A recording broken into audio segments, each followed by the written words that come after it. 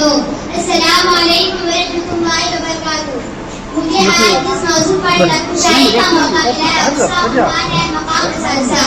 میں اپنی تقریر کا آغاز اس شعر سے کرنا چاہتی ہوں۔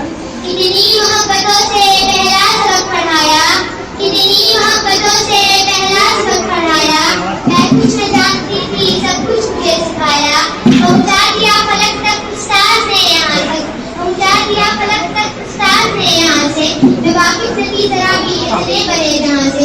جناب ثالثہ انسانیت کا سکون ہے، یہی انسانیت کا معمار ہے، یہی انسانیت کی بنیاد ہے۔ یہ نوجوان کو سنبھالنے اور ان کے مستقبل میں چیلنج کر کے ان کے کردار شازی میں کردار ادا کرتے ہیں۔ سخت ہے قیمت تراشا اور ظہر کر دیا، سخت ہے قیمت تراشا اور ظہر کر دیا، سماعی معافی سے بھی منور کر دیا۔ جناب ثالثہ اپنے علم کے ذریعے اپنے عقل کو علم سے روشن ہونے کا علم سکھاتا ہے۔